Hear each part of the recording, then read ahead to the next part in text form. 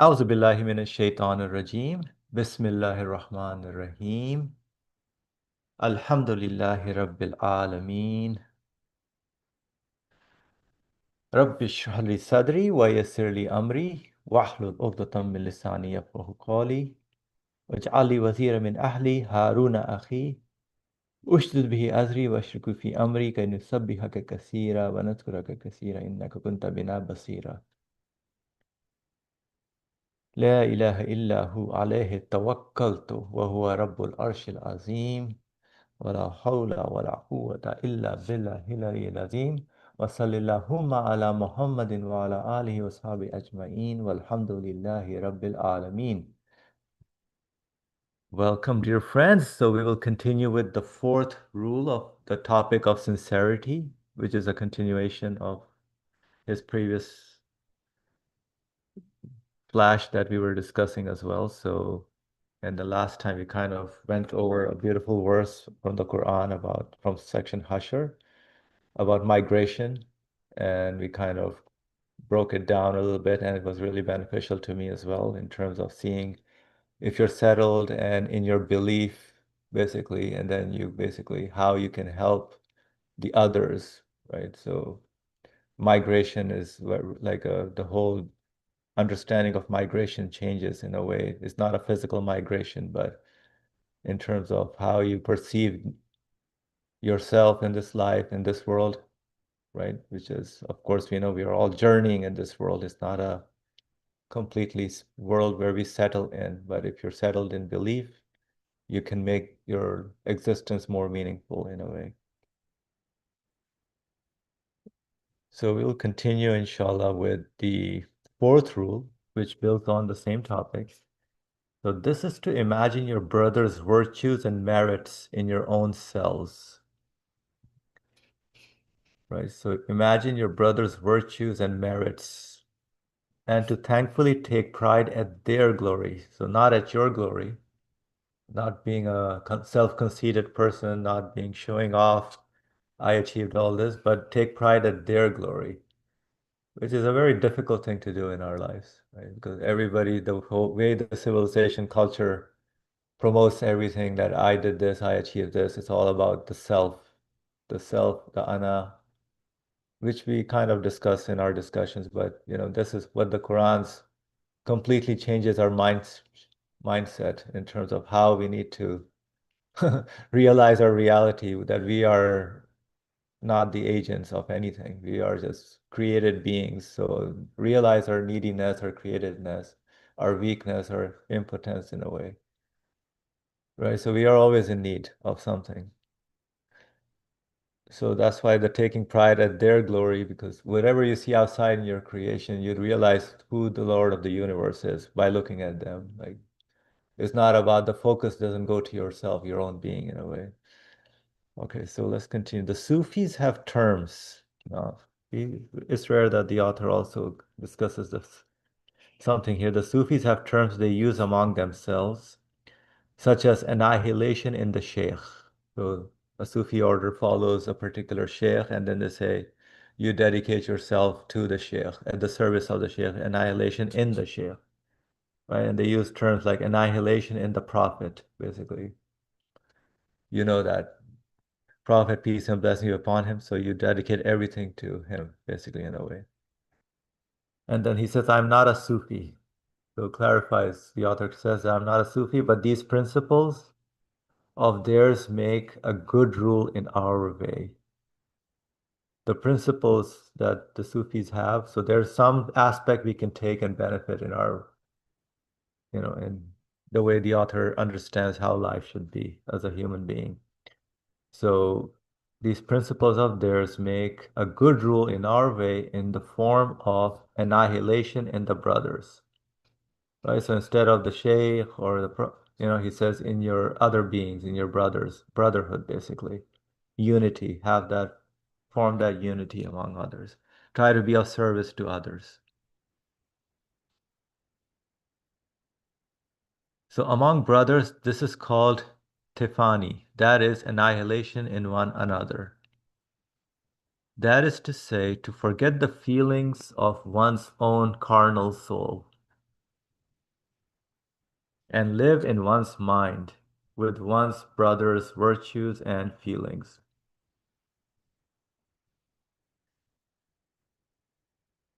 Live in one's mind with one's brother's virtues and feelings. I don't think that's an easy thing to do, right? The way we are living, all of us. In any event, the basis of our way is brotherhood.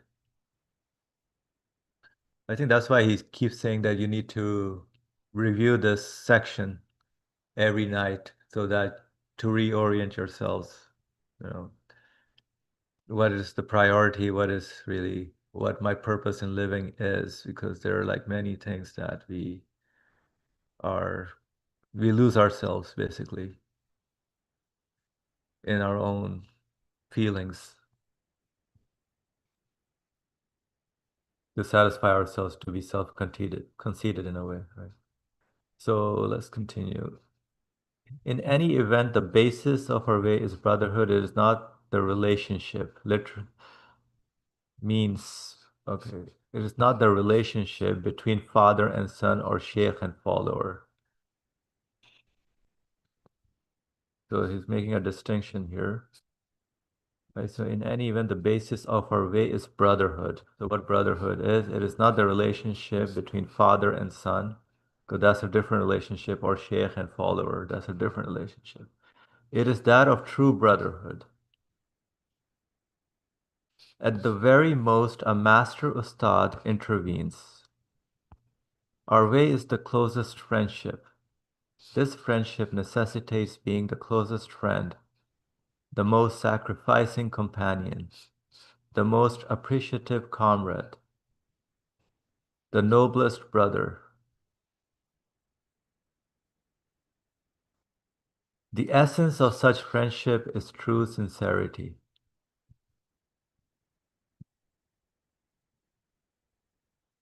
The person who spoils this true sincerity falls from the high pinnacle of this friendship, possibly to the bottom of a deep depression.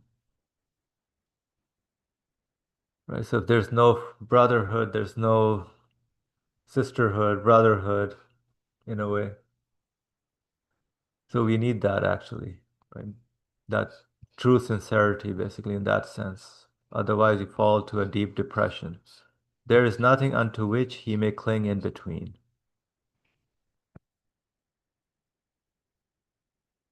Yes, the way is seen to be two.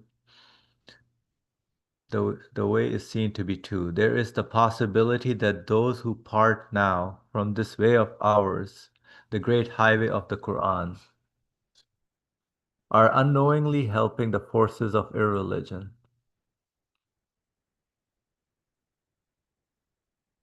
The one possibility, those who part now, so there's also the option of parting ways and helping the forces of irreligion who are hostile to us. God willing, those who enter the sacred bounds of the Quran of miraculous exposition by way of the risale-i Nur will always add strength to light, sincerity, and belief, and will avoid such pitfalls. So two ways, basically, either help basically steer away from the way the Quran guides you to, or then that supports irreligion, or the other way is to actually support what the Quran has established, or the given the way how the in terms of the sacred bounds of the Quran. What does that mean? The sacred bounds of the Quran of miraculous exposition, which the topics that risale-i Nur, the fine truths of belief. We discussed that last time as well. What are those fine truths of belief? Why are we here in this life? Why are we here in this world?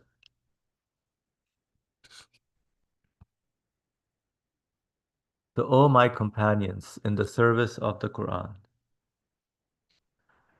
one of the most effective means of attaining and preserving sincerity is contemplation of death. Right, so now he's giving the means of how to have achieved that, preserve that sincerity, because, right, and that is in the contemplation of death, right? There are hadith narrations which mention that as well. To contemplate on death. Yes, just as worldly ambition damages sincerity, Worldly ambition damages sincerity and drives a person to hypocrisy and the world. So the contemplation of death causes disgust at hypocrisy. The contemplation of death causes disgust at hypocrisy and gains sincerity. Right? At the end of the day, like, yeah, we know this is a temporary life. Really, what are we doing, in those worldly ambitions that, I don't know,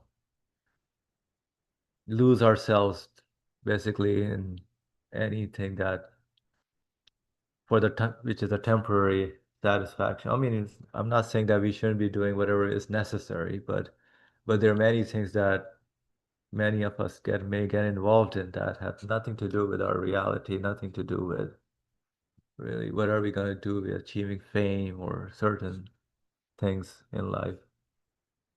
Because at the end we're going to die anyway, so why bother?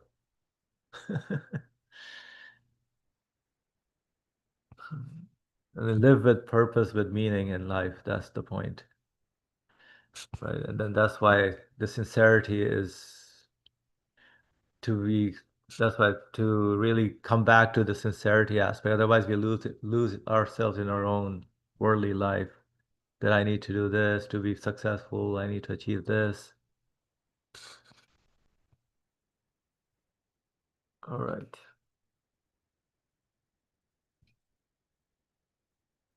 So, so that is to think of death and grasp that this world is transient, and so be saved from the tricks of the soul. Right? So nobody can say, even like everybody, even believers, unbelievers, everybody is basically following their souls, tricks of the souls. Yes, the instruction the Sufis and people of truth receive from such verses of the Quran, all, such verses of the all-wise Quran, as every soul shall taste death. Quran section 3, verse 185. Truly you will die one day, and truly they too will die one day. Quran section 39, verse 30. So I have 39, verse 30 here. No, 3, 185, sorry. So this one Could is, you pull up both verses? yeah, 3, 185 here. So let's do this. Let me see. For some reason, the screen is uh Yeah. zoomed in. Is this better? Yeah, that's better. Yeah. Okay, yeah. أعوذ بالله من الشيطان الرجيم كل نفس ذائقة الموت. Right, so he quotes that one. وإنما توفون أجوركم يوم القيامة فمن زحزح عن النار وادخل الجنة قد فاز وما الحياة الدنيا إلا متاع الغرور إلا متاع الغرور. So every soul, every human being is bound to taste death, but on the day of resurrection will you be requited in full for whatever you have done. Right? So if it's only whatever I'm doing to satisfy my soul, right? So that is what I'll be accounted for. Right? Whatever. So whereupon he that shall be drawn away from the fire and brought into paradise will indeed have gained a triumph. For the life of this world is nothing but an enjoyment of self-delusion. Right? So illa mata'ul ghurur. Hayatud dunya illa mata'ul ghurur. So self-delusion, somebody says comfort of illusion. Right? This one has goods and chattels of deception. Life of this world. Let's see what else somebody else says. Yeah, merely an illusion. Vanities. Basically temporariness, transient. I mean, self-delusion, I think, is a appropriate word as well to translate, right? Enjoyment of self-delusion. Basically, in your own self, in your own egoistic self-centeredness that are rather than being of service of. you know, the message of the Quran, the hereafter, brotherhood, establishing brotherhood. I mean, it's a fine point being extracted from such verses, basically, the author mentions, right? And the other one is which one? 3930. Let's do that. That one is, I think, a simple 3930. I'll zoom it. Yet verily thou art bound to die, Muhammad. Verily they too are bound to die. Innaka mayyitun wa innahum mayyitun mayyitun. Yet verily thou art bound to die, and verily they too are bound to die. Talking to every human being, of course. Talking to Prophet Muhammad first of all, and then to everyone else in extension. Right? So I'm surprised Muhammad Asad has this.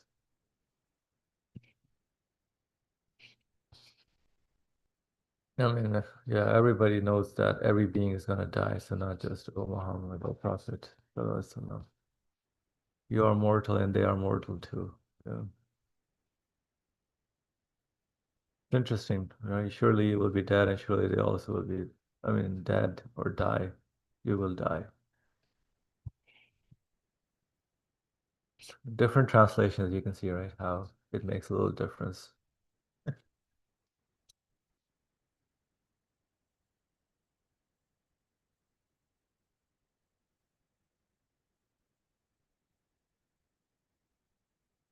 Yes, the instruction the Sufis and the people have to receive from such verses of the all-wise Quran. So this is the instruction the Sufis and the people of truth receive. Interesting, right? To come back to their sincerity, it's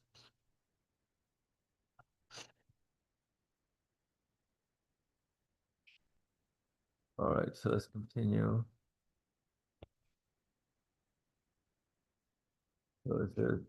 So these verses, the all-wise Quran, as led them to make the contemplation of death fundamental to their spiritual journeyings. It dispelled the illusion of eternity, the source of worldly ambition.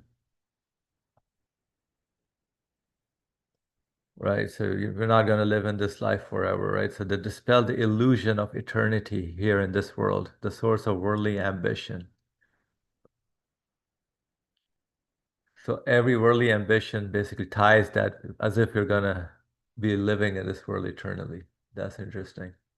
Right? So there's a relation in terms of how ambitions and our understanding of misunderstanding of that as if you're gonna.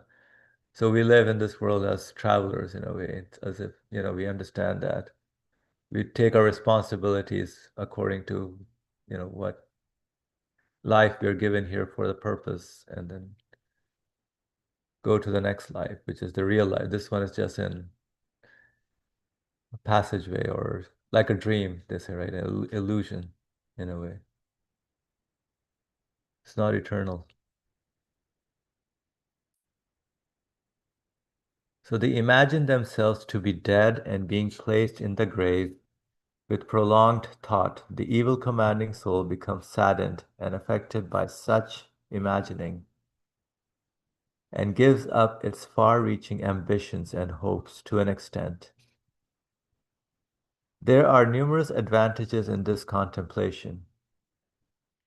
It is taught by the Hadith, which says something like frequently mention death, which dispels pleasure and makes it bitter. So pleasure becomes bitter, right? So frequently mentioned death, which dispels pleasure and makes it bitter. This is from Tirmidhi, Nasai, so a few sources where this hadith narration comes from. However, since our way is not that of the Sufis, but of reality, we are not compelled to perform this contemplation in an imaginary and hypothetical form like they do. Okay, so here is making a little distinction in terms of It's one way to just imagine it and make it a hypothetical just by words, but reality is basically witnessing it. That's what the people of reality are, that you experience this in a way. And then that's how you contemplate. Like we understand that we are changing every day, every moment. We're aging at every moment. So everything is getting old and old, right? And everybody knows that they're gonna leave this world at one point, right? So that's the reality. That's facts in a way, right? So it's not imaginary or hypothetical in a way. So to do so is anyway not in conformity with the way of reality. So our way is not to bring the future to the present by thinking of the end. That's interesting, right? Our way is not to bring the future to the present by thinking of the end, but to travel in the mind to the future from the present in respect of reality and to gaze on it. So this is a clear distinction in terms of how our reasoning, our thinking works in a way, right? So, I mean, it's a little subtle here.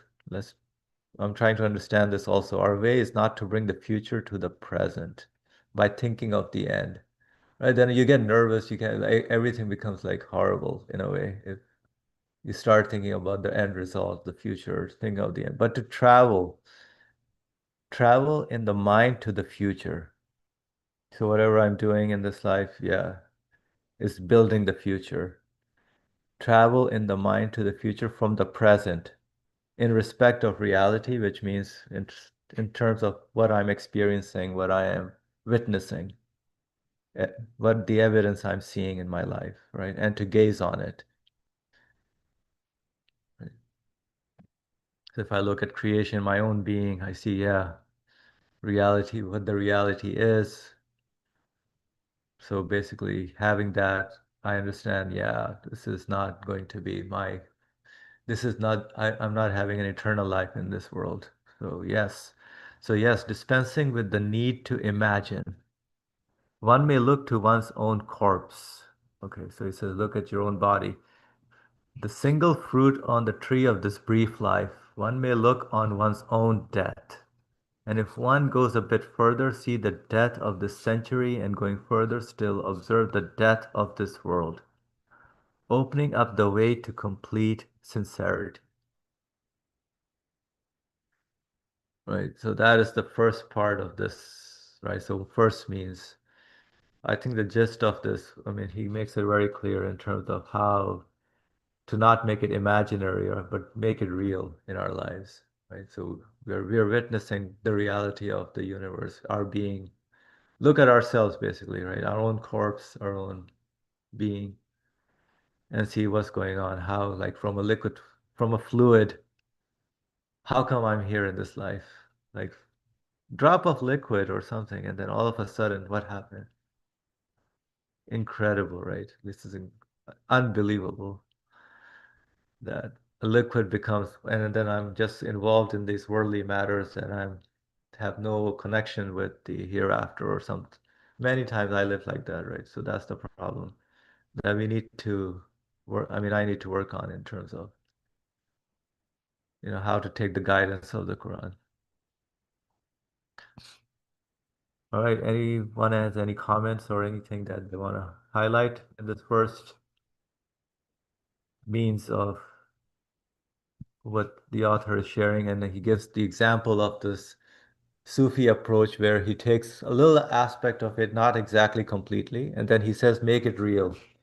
Don't make it imaginary or hypothetical. So I think he achieved, the author, by mentioning the example of the Sufis, achieved two things also, right? In terms of, yes, take their thing, that's one, and then also make it real, not have, although it's a good thing how they're doing it. And he even claims that I'm not a Sufi, I'm a man, like, but he appreciates many things from other different customs and how they're doing it, but making it more practical and real in a way.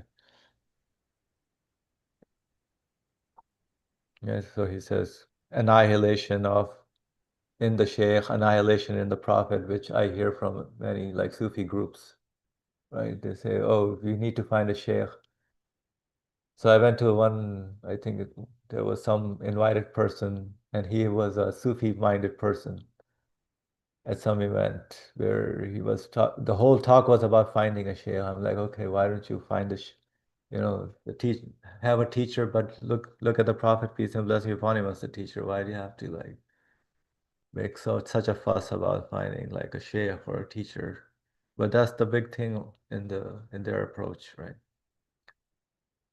Of course, I need to learn a lot also, but I mean that's the gist of like some aspect I received,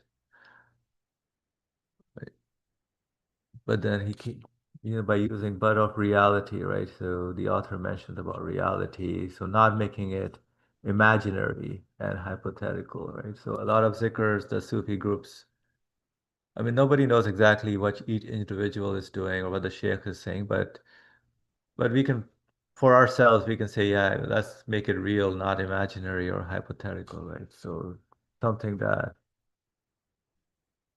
basically is conforming to our experience, right? So look at our own body, our own evidence-based belief, rather than hypothetical, superficial belief, right? I'm open for comment if anybody wants to share Yeah, anything. yeah, it's interesting because this text, as you mentioned, he's very like I liked what you said, subtle. He's very particular about his like language and his method. Um, and as you said, like the first part he says, and it also shows a lot about his thinking as an author or a scholar, is that he's willing to take what he finds valuable from people, even if he may not completely agree with them. So, like the Sufis, like as you said, they use this language, and he says clearly, like, I'm not a Sufi, but I like their principles. Um, so like that's what I like about this author. He doesn't, he's not like black and white. He's not like, oh, they're right, they're wrong. No, he's saying, oh, I think they're right here, but I don't completely agree with them. I think I don't want to say miss the point, but their method may not be the best method, as he says in previous tech parts we read in this. It's like, I don't think this is the best way. It's a way, but I don't think it's the best way.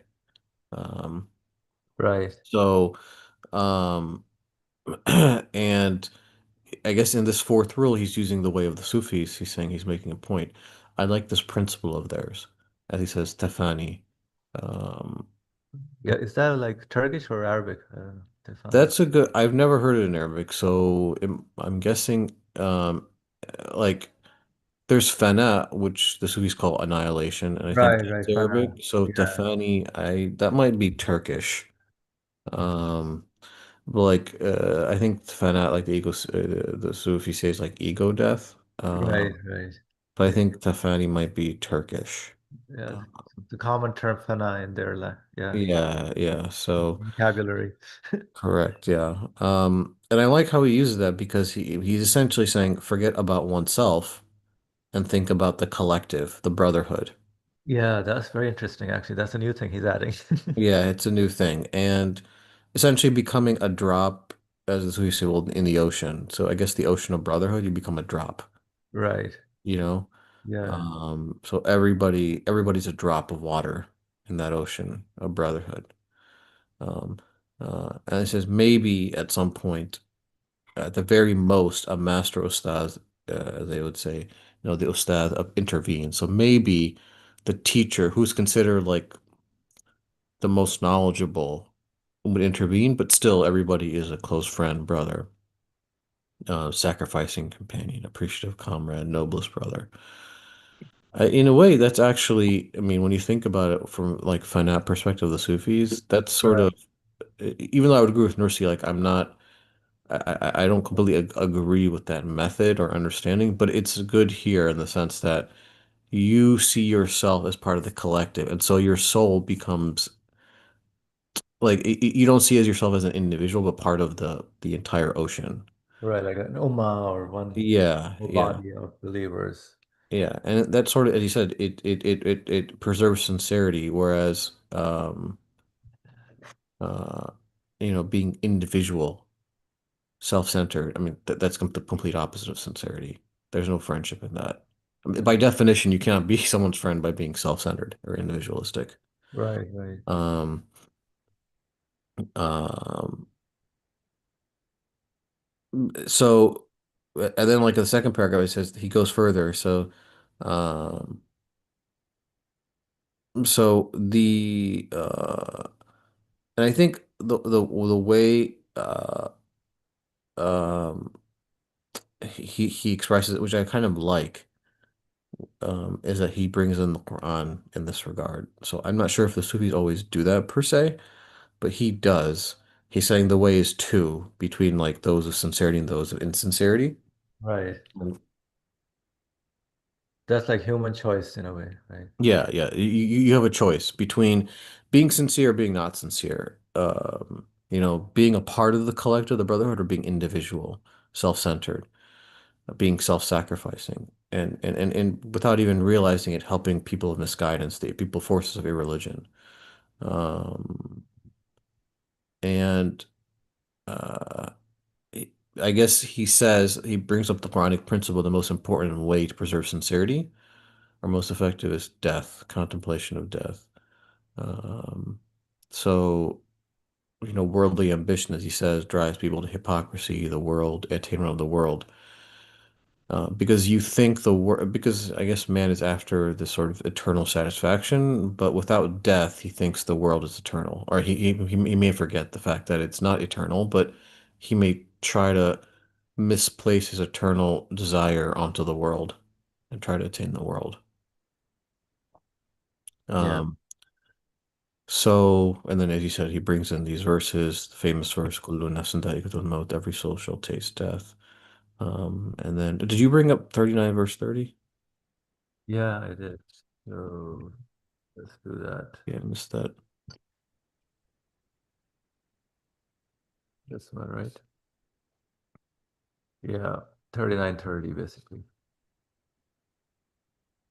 This one, right? Innaka mayyitun wa innahum mayyitun.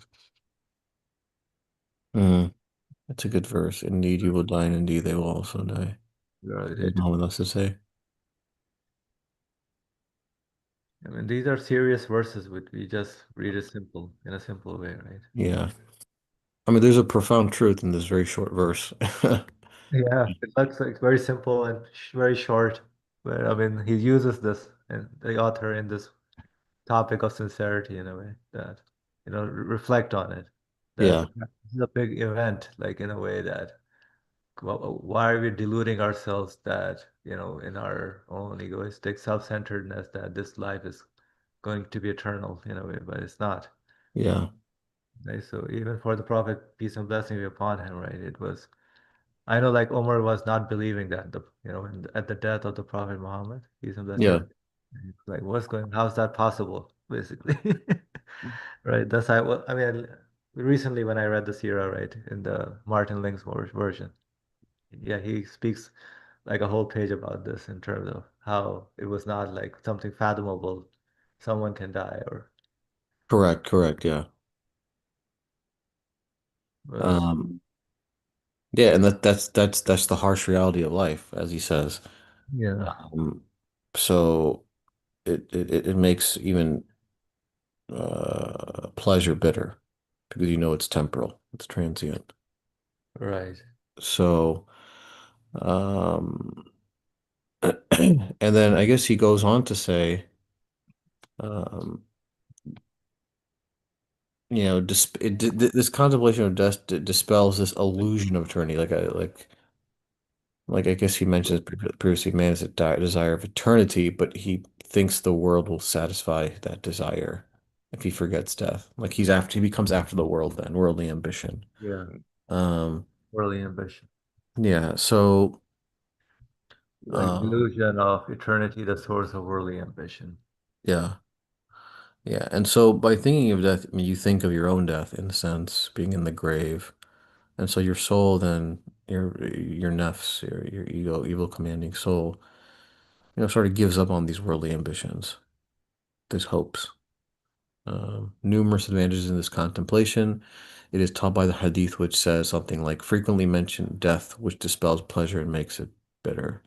And which I've heard. It's like the destroyer of pleasure, makes it bitter.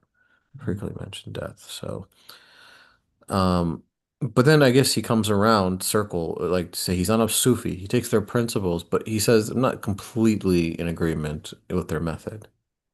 Um, And I like how he makes a distinction between the way of the Sufis and the way of reality. Uh, I don't know if it's like haqiqa, like what they use, or like or the haqa'iq or something like that. But and I think I agree with Nursi on this. The way of the Sufis versus the way of reality or the way of the Quran is different in the sense, and I think when you said it's subtle, there's something different here in the sense that like y- Sufis sort of forget the present reality.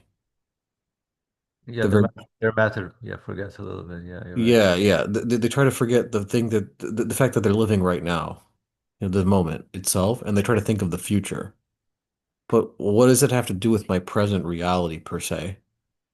Mm. That's just sort of imagination. And whereas Nursi, his method to me is consistent with reality in the Quran, in that Got you it. look to your present moment and then you proceed from the present moment, It's like ascending a stairway. You go Yeah, from the first ladder, second, third, fourth. You don't start from the top. There's no way you just jump to the top. You go from first, second, and third. And his first step is the step within ourself, looking at our own self, yeah, and then proceeding further and further and further. Um, and actually, it's interesting because then you see everything is interconnected. yeah. Whereas the way of the Sufis, I mean, you sort of lose the fact that this moment is being created for you as a lesson, as a sort of an instruction, not seeing the very moment that's dying as a lesson and just looking at the future. But the creator is giving you a lesson right now, and so you see, like as you said, it's like you see this fruit. It's a single fruit on this brief life. Um, this tree on the tree of this brief life, that in the sense that um Why does he say like single fruit, right? I mean, that's because not like I guess like we're a drop, you right. know Yeah. so in this whole ocean of life we're just a drop, or on the tree of life we're just a single fruit. Mm. And so like but you work from the beginning and then you arrive at the yourself at the I mean you start from the seed and you realize at the end the fruit you're just a single being, but we're all dying in a sense. So it's like it looks like at the collective. It looks at you and the collective from the beginning to the end. So that's why he says, look at one's death, goes a little bit further, see the death of the century, go further a little still, observe the death of this world, opening way to complete sincerity. Like to me, that's the most consistent way. You take one point in reality, yourself, and then you go further, expand, expand, expand, expand, expand, and then you encompass the entirety of being, um, of life itself, and you say all is perishing. Kullu nafsin dha'iqatul maut. So um, whereas in I guess the way of Sufis, you don't you sort of even forget the world itself, but that's what you're given to sort of contemplate death. How can you forget about that? The very thing you're living in, you know. Yeah. So it's imaginary. But So how come it becomes so attractive? Like many people are attracted to that particular, like the Sufi trend in a way. What do you think? yeah, yeah, because it allows. I think because it allows for escapism to some extent without having to contemplate your very present reality. Mm. You know. Yeah, because I see like in the East Coast, at least, there's like a big influence, and even the West Coast, there's a big influence coming from, I guess, the teachings of Al-Ghazali, I would say, right? So there's a heavy emphasis in terms of the spiritual, the hard part, and the general perception by the other guys who are not really into like more of the hardcore one, like many of the cultural mosques, right? They're not into that particular soft, attractive kind of in a way, the Sufi trend in a way. Yeah. You see what I mean? Yeah.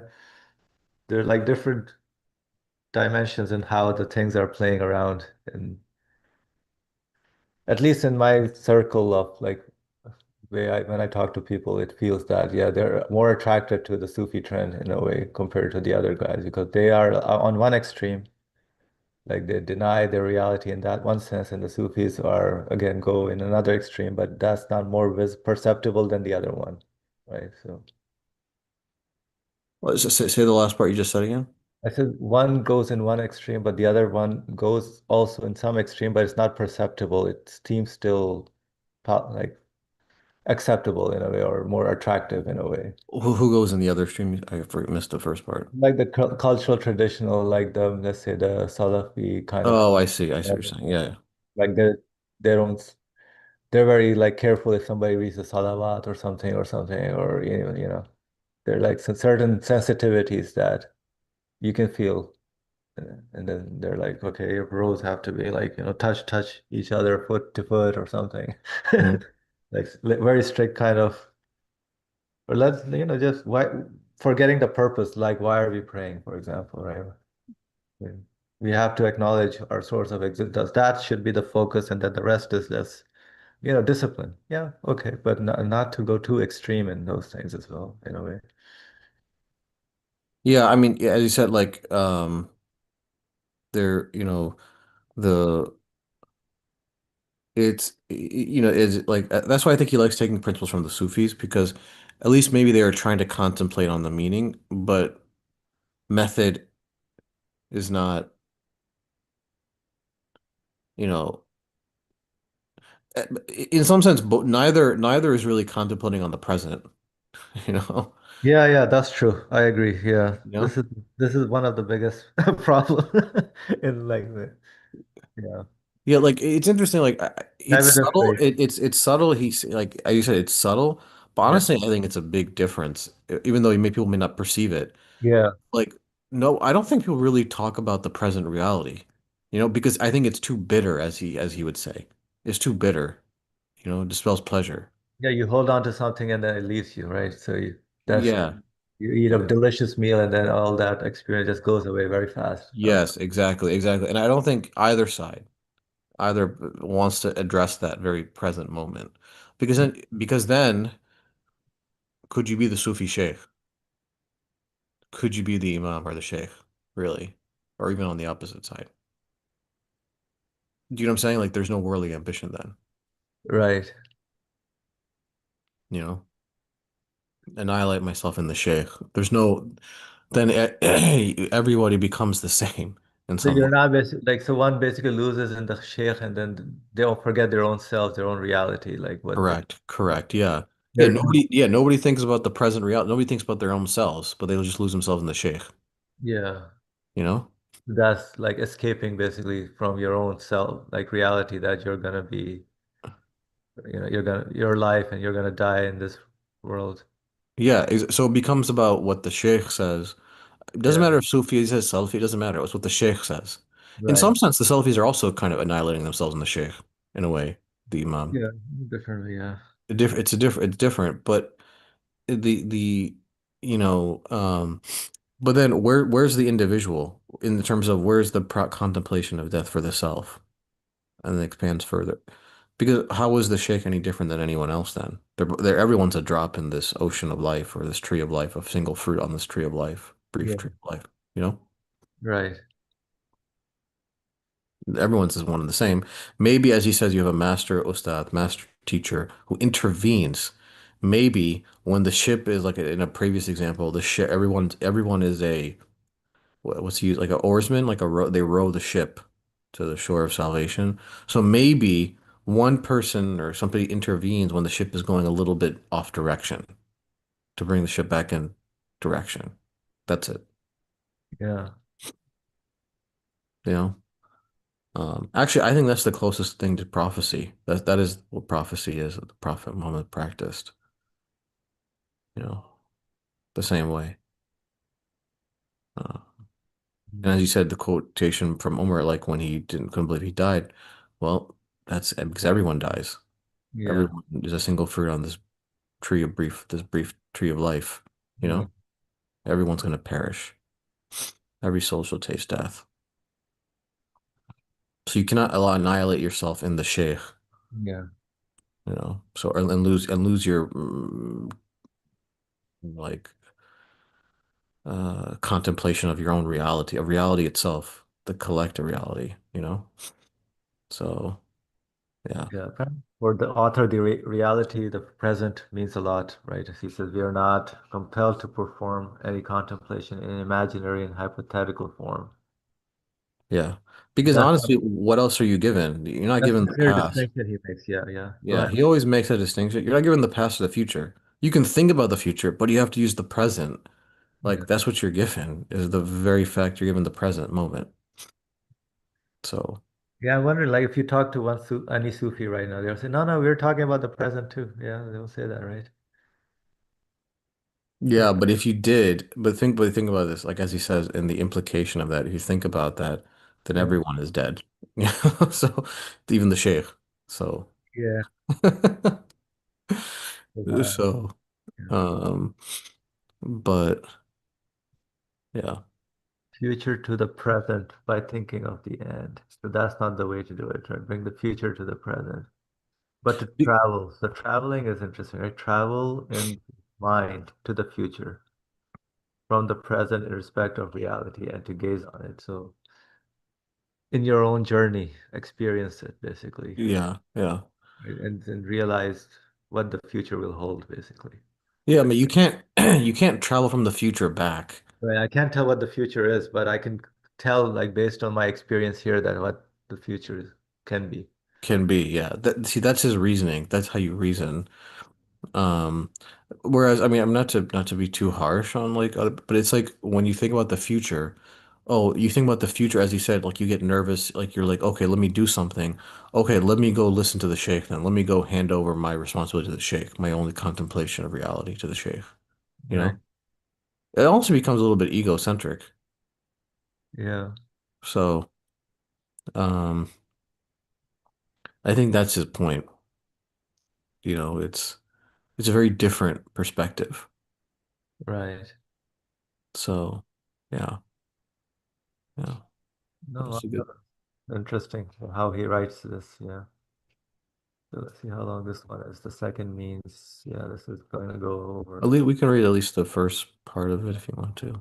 Let's do that, right? So the second means, which says by attaining a sense of the divine presence through the strength of certain affirmative belief and through the lights proceeding from reflective thought, right? So reflective thought of creatures, which leads to the knowledge of the maker.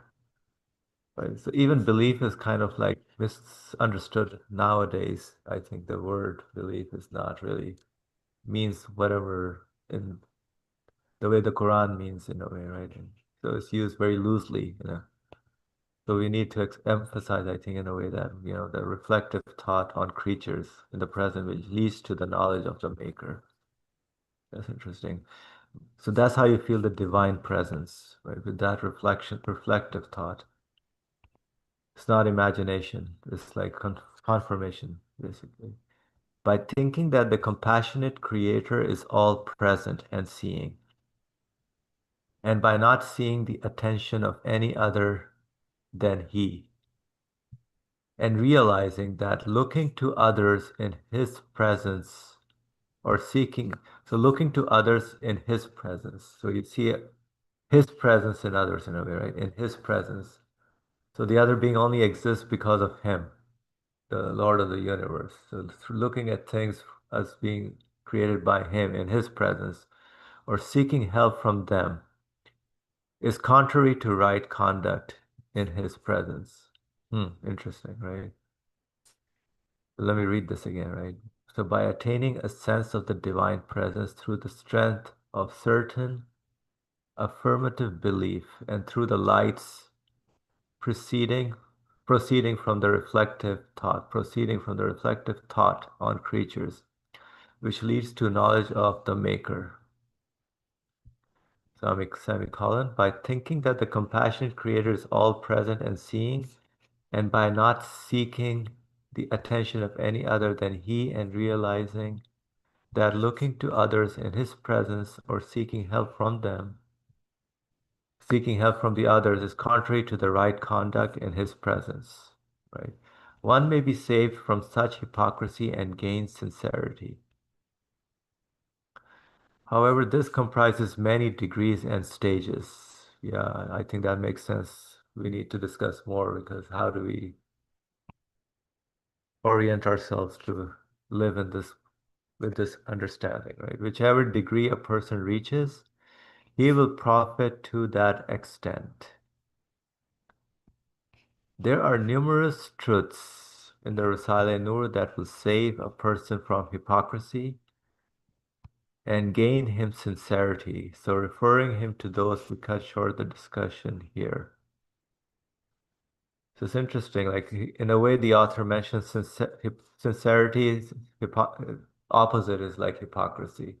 Either you're doing something in sincerity or you're doing in hypocrisy, in a way, which is a very like a dangerous term, right? To be like the hypocrites is like a big subject in the Quran as well. Like many people were afraid during the prophetic time as well.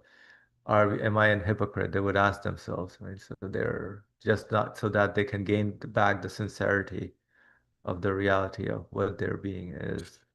So not to fall into what happens to the what if one is a hypocrite in a way. So hypocrisy, living in the hypocrisy.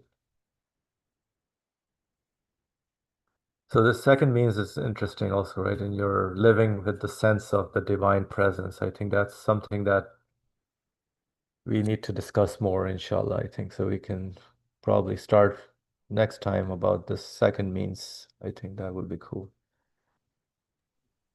Yeah, I think we can pick this up next time, inshallah. But again, the I guess he's talking about the first and the second means to uh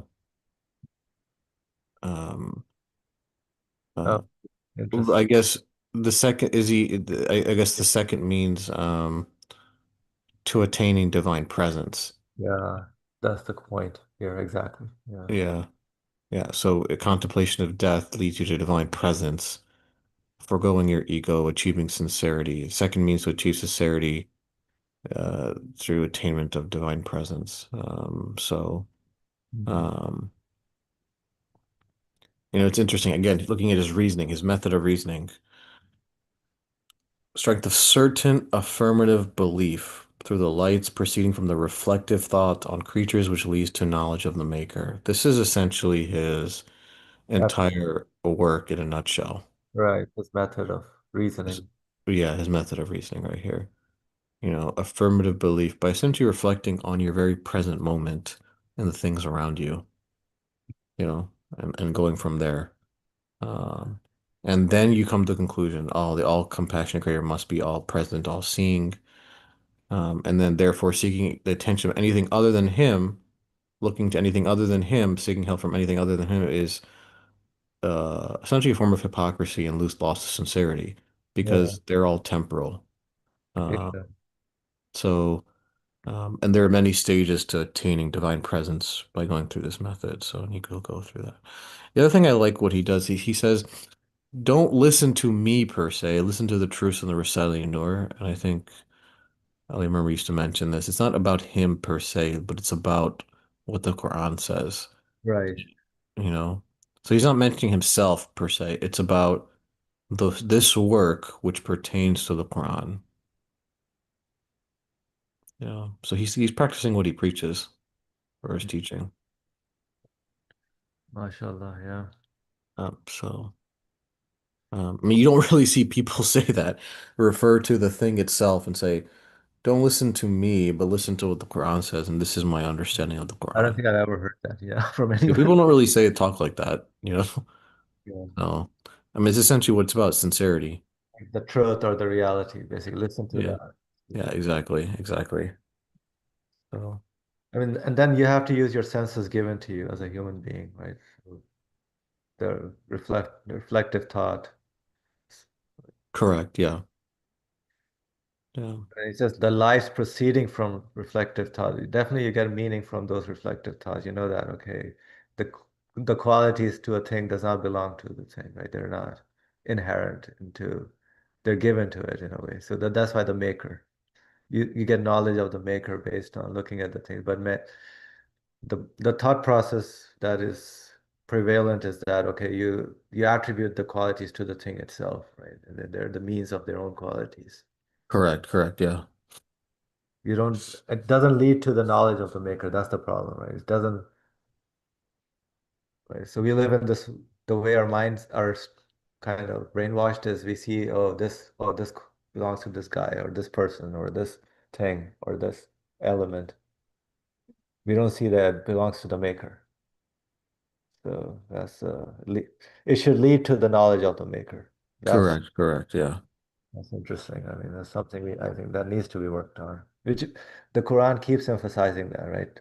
Whatever you see leads should lead to the knowledge of the maker, but we missed that step to go to the which leads to the knowledge of the maker. Yeah. I mean, it's always about this world, but Yeah, nobody takes the next step yeah, about like, the noon and the aleph in the Quran, like yeah. na, like that's like when he says khalaqna, you know, Right, create like, the emphasis on that aspect, right. so So you're who is saying we? that there's a noon in the khalaqna? Yeah, like the not like the possessive like the pronoun khalaqna, we created. Right, we Yeah, created. so the emphasis, and Nursi mentioned like the emphasis on the noon and the alif, Right. So the na, the we part, basically. the we part. Yeah, nobody talks about that, like, Yeah, so got it. Yeah, you're right. MashaAllah. so yeah, Yes, inshallah, we'll dissect this next time, inshallah. yeah, inshallah, inshallah. So okay, I'll start with Bismillah ar-Rahman ar-Rahim. Subhanaka la ilma lana illa ma alamtana innaka antal alimul hakim wa akhira da'wana alhamdulillahi rabbil alameen. بحرمة سورة الفاتحة